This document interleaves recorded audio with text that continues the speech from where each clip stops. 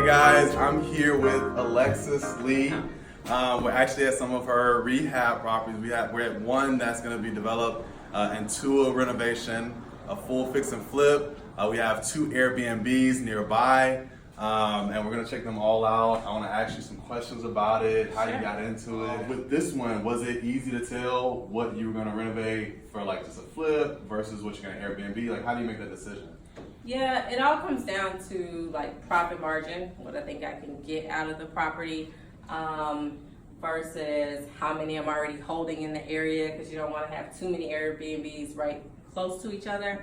So we just decided that it was a good profit margin, a good rate of return on this property, so we decided to flip it, and then we decided to hold the other ones. So yeah, so that's how we made the decision. Cool. So are you doing any work yourself, or do you have a crew that you like to work with? No, so we bring in all our subcontractors. I have partnered with my actual contractors on this flip. Nice. So we went in together, and sometimes that's real beneficial, you know, just partnering with your contractors. And so they're bringing in all the subs, and I do all the design, and they do most of the management of it, and so it works out good. Very cool. Awesome. So we'll check out a few more of her properties and then kind of get a better feel for, you know, how you do what you do. Yeah, sure. Cool.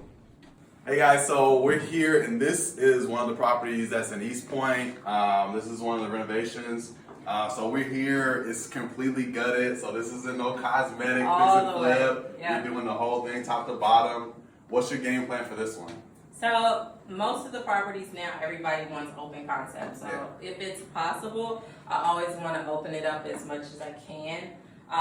And always considering how many bedrooms I have, how many bathrooms. A lot of these properties in East Point tend to be either 2-1s or 3-1s.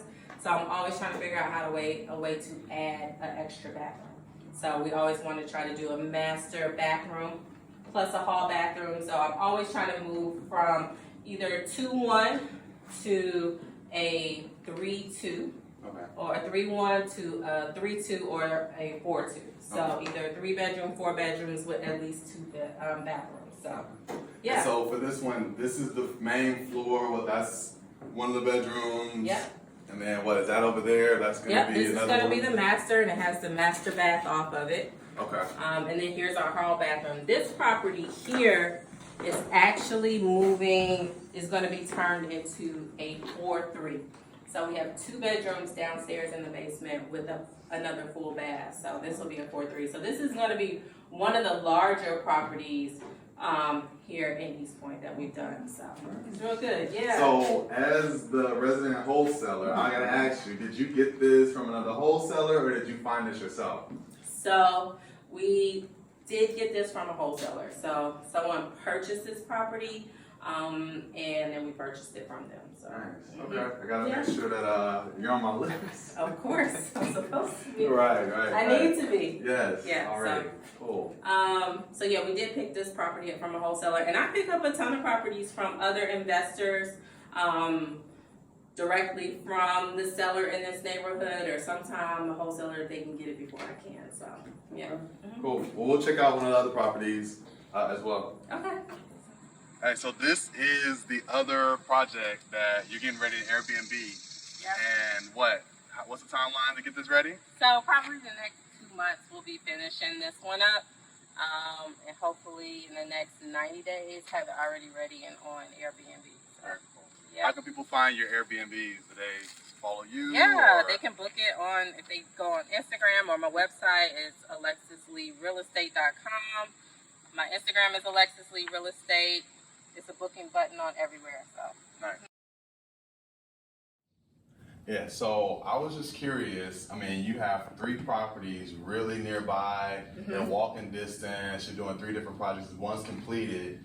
I'm curious, like, are you just getting deals because people know that you're here and they're giving you deals, or they're working with you, or you're actively trying to source deal in this immediate area? it kind of just happens that way. Like when you're in a neighborhood and just working in this neighborhood, a lot of people bring you deals. You make the contacts with the people in the neighborhood.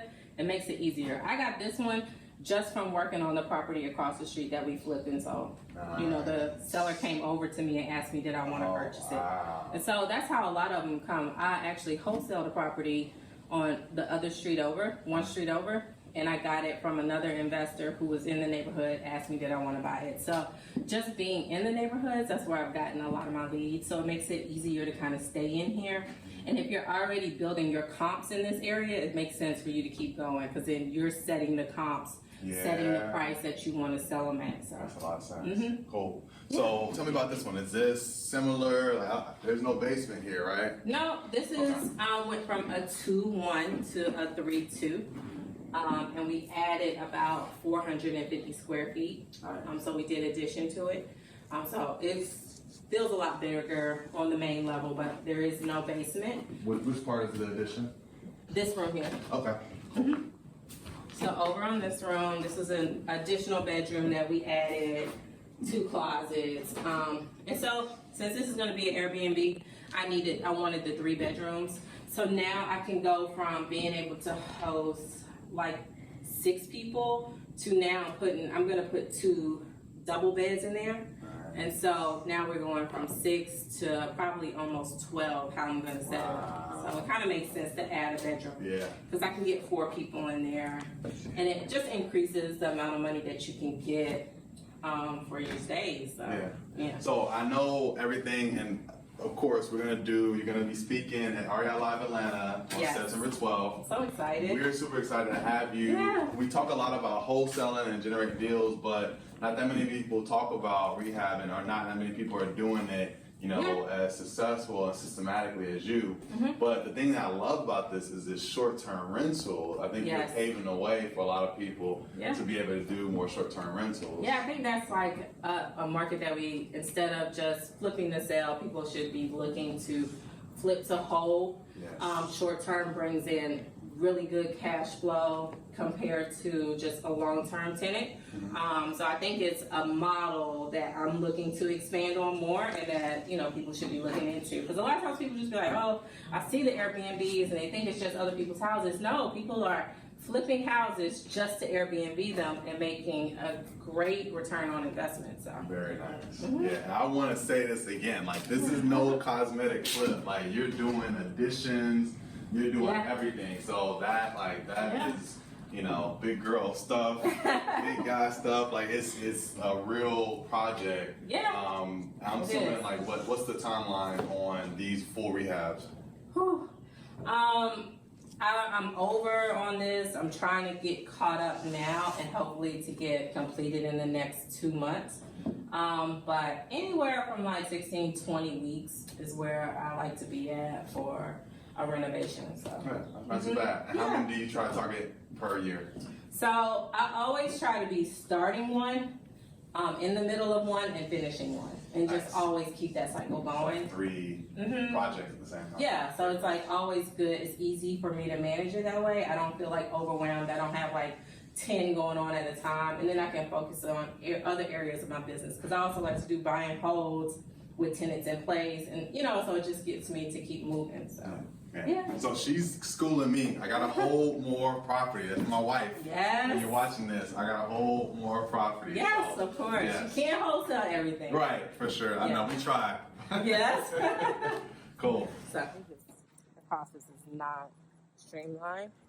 So I just asked Alexis. Talk you crazy. No. Wait. So I just asked Alexis, like, certain cities, certain areas, it's hard to get permits.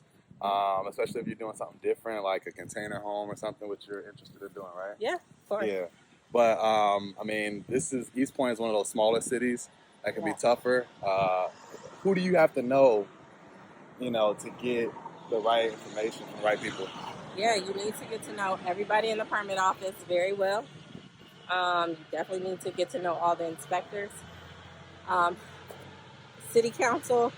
I try to work with everybody, especially when you're trying to do new development. As many people as you can get in contact with in the city that you're in, and start really building those relationships, it goes a long way. Really long ways, really. Okay. Yeah.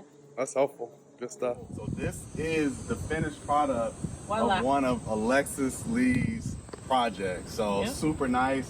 Thank you. We're going to check it out inside and see what it looks like inside.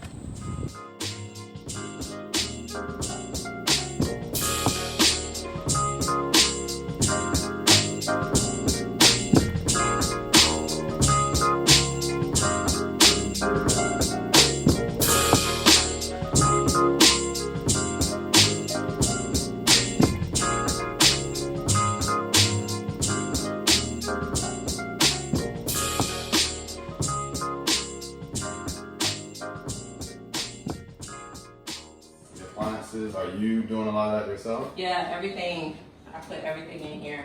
So I do all the finishes, pick out everything, paint color doors, everything that gets done pretty much. Tile, everything, I do all my own sourcing. So. Gee, I need one of those in my shower. Cool. So, is that like, so as far as, like once it's done, like once the actual project work is done, like how long does it take you to kind of stage or set it up for somebody to actually move in?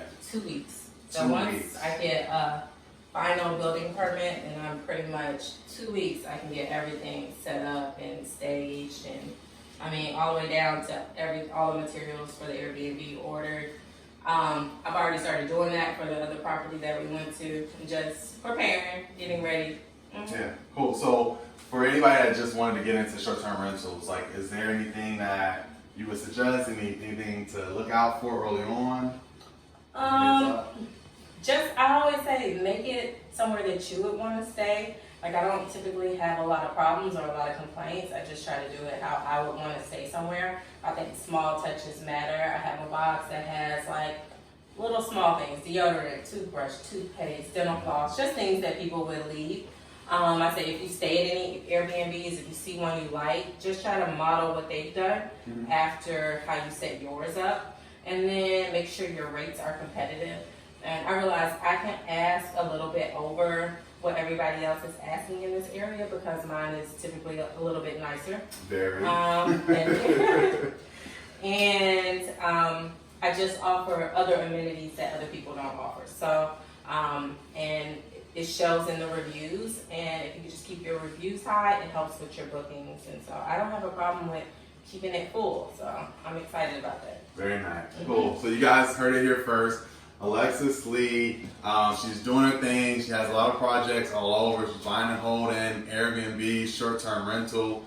We appreciate it. I'm looking forward to September 12th. I can't wait. The next event, REI Live Atlanta, is at the West End. Doors open at 6 p.m. And then go follow Alexis Lee Real Estate on Instagram. Yeah. Everything. Everything Alexis else. Lee Real Estate. It's on everything, and my website is alexisleerealestate.com. Very cool. Thank you again. No All problem. right, cool. See you.